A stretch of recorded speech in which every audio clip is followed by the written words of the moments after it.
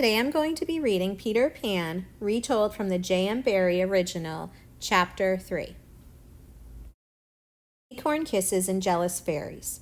The nightlights were still burning when Mr. and Mrs. Darling left the house, but even a nightlight gets tired sometimes. It is an awful lot of work, as you might imagine, trying to stay bright and shiny all the time.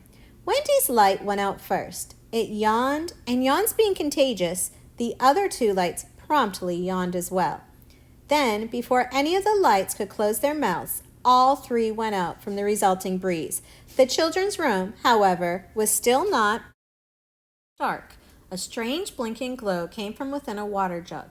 Inside was a fairy, no bigger than your hand. Her name was Tinker Bell, and she was in the jug looking for Peter's shadow. Peter appeared next. "Tink," he called softly, "is my shadow in that jug?" "No," Tink replied, emerging. When Tinker Bell spoke, it sounded like bells.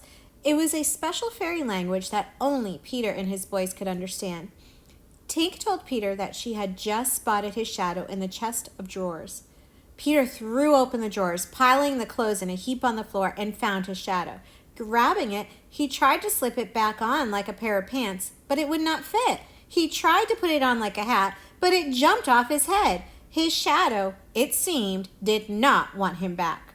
Peter sat on the floor and started to cry. His cries woke Wendy, and she sat up in bed.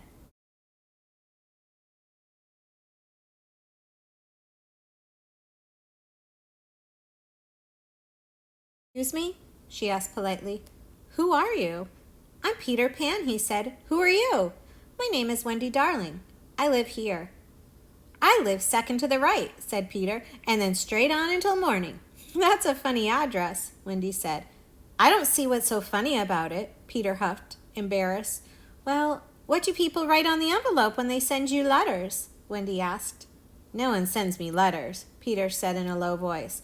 Now he was not only embarrassed, but sad, too, about his lack of letters. "When your mother gets letters?" Wendy tried weakly. "Oh, I don't have a mother," Peter said in a normal voice. The funny address and the lack of letters had bothered him briefly, but mothers, he felt, were overrated. Wendy, however, a funny address, no letters, and no mother, seemed incredibly sad. "Oh, Peter, no wonder you were crying," she said. She got out of bed and ran to hug him. "I wasn't crying about not having a mother," he huffed. "I was crying because I can't get my shadow back on. Do you have any glue?" Wendy smiled. How exactly like a boy. "You can't glue it back on, silly. It must be sewn on. I will do it for you." Feeling very important, Wendy got her sewing kit. Within minutes, the shadow was back where it belonged, even if it was a bit wrinkly.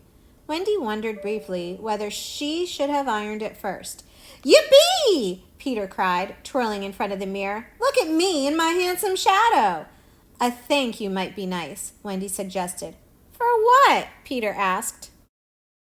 This made Wendy so mad that she got back into bed and covered her face with the blankets until Peter apologized. "I'll forgive you if you give me a kiss," Wendy said, turning her cheek to him.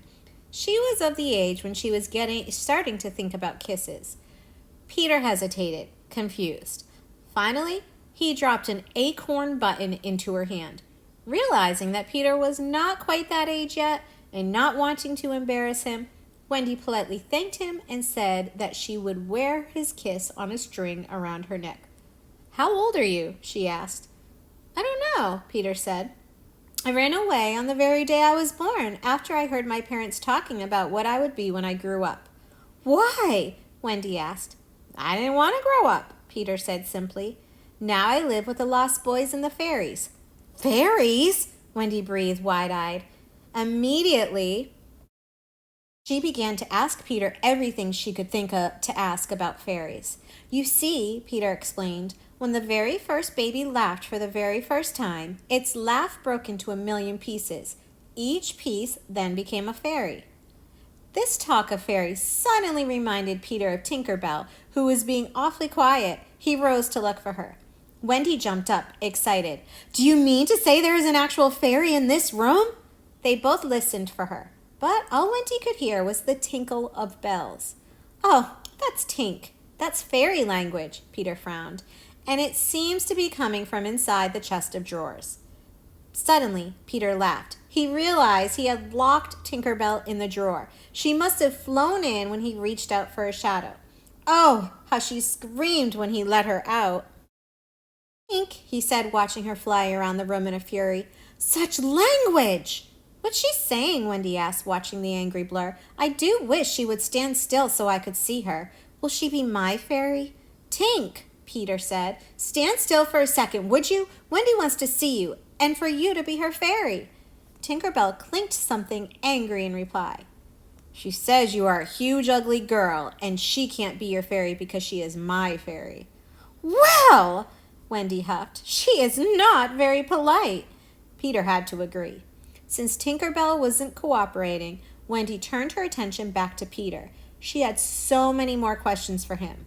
He told her all about the lost boys who had fallen out of their strollers when they were babies and had never been claimed. I'm their captain, he said.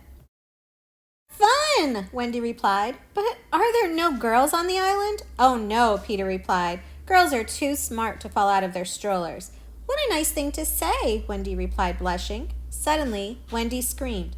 It felt as if someone had pulled her hair. That must be Tink, Peter explained. She certainly is being naughty today. Tinker Bell told Peter that she would continue to misbehave so long as Peter kept being nice to Wendy. Just like Mr. Darling, it seemed that the little fairy suffered from one enormous case of jealousy.